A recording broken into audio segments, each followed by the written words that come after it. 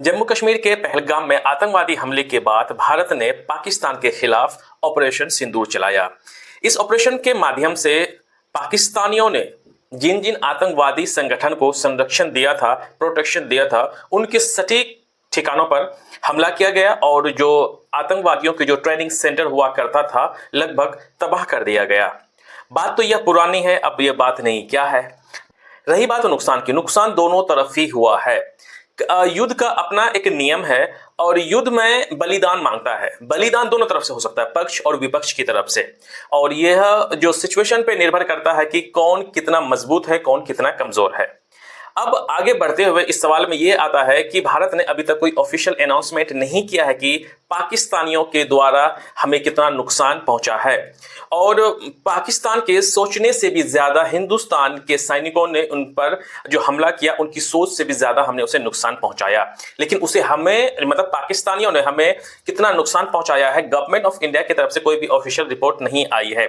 चलिए, ये बात तो रही पुरानी है। नई बात इसमें क्या है कि जब ऑपरेशन सिंदूर चलाया जा रहा था, सीज फायर से पहले पाकिस्तान के कई सारे अधिकारी जो सेना अध्यक्ष थे पाकिस्तान के, उन्होंने दावा किया था कि हमने हिंदुस्तान के 5 फाइटर जेट को, 5 लड़ाकू विमान को हमने गिराया है। लेकिन दुनिया ने और हम सब ने भी इसे नकारा। हो सकता है कि दुश्मनों की अपनी एक टैक्टिक है कि युद्ध में अपनी एक कला होती है कि हम कैसे दुश्मन को, मतलब उसके हिसाब से तो हम दुश्मन ही हुए, कि दुश्मन को कैसे डाइवर्ट किया जा सके। लेकिन पाकिस्तान के अधिकारियों के इस दावा को सबने खारिज कर दिया था, क्योंकि उस वक्त उस युद्ध के दौरान जो कॉन्फ्लिक्ट जो दोनों देशों के बीच में चल रहा था, मेरी पैनी नजर मैंने रखा था उसमें कि कौन क्या बात कह रहा है, लेकिन सबने इस बात को नकार दिया।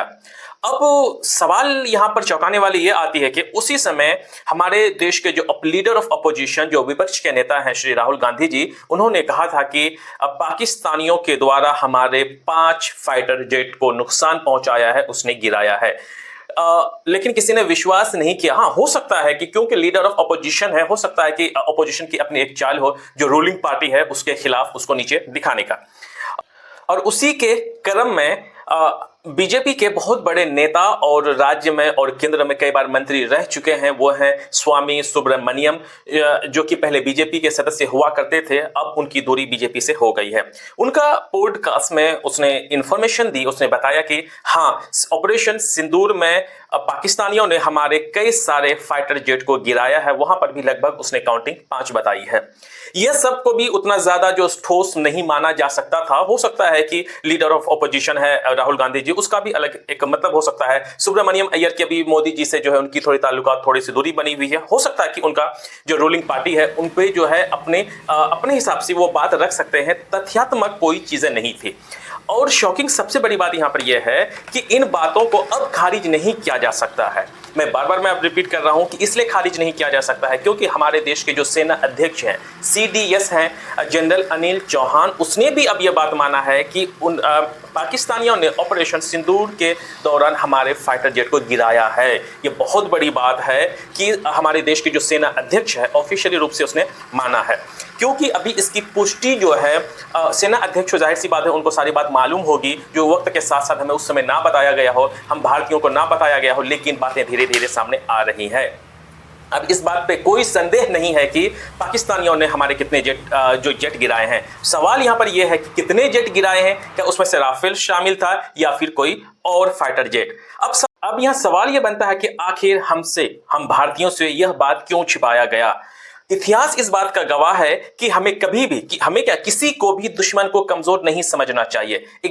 एग्जाम्पल के तौर पर 1 साल होने को जा रहा है, यूक्रेन एक छोटा सा देश है, रशिया इतना बड़ा देश है, जो कि रशिया पूरी दुनिया को लगभग हथियार सप्लाई करता है। अब तक रशिया ने यूक्रेन को नहीं जीत पाया है। यूक्रेन ने नाक में दम कर दिया है रशिया के। एग्जाम्पल अगर लें, वो है इसराइल और फिलिस्तीन में जाके वहां पर ना के कोई आर्म्स फैक्ट्री है, ना ही कोई इकोनॉमिकली इतना डेवलप्ड है।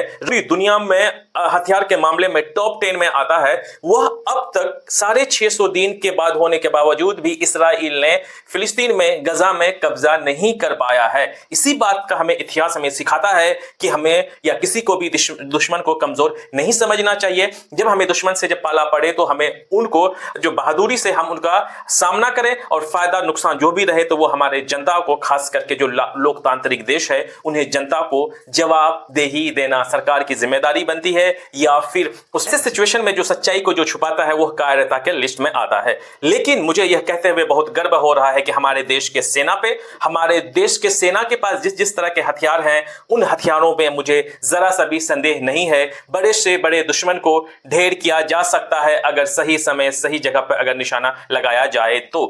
अब फिर सवाल यही उठकर खड़ा होता है कि इस बात को हम भारतीयों से क्यों छुपाया गया कि इस तनाव में हमारे फाइटर जेट को नुकसान पहुंचा है, इसके पीछे का क्या कारण है। यह नैतिकता बनती है और जवाबदेही बनती है हमारी सरकार को कि वो हम सबको, हम भारतीयों को जरूर से जरूर बताएं।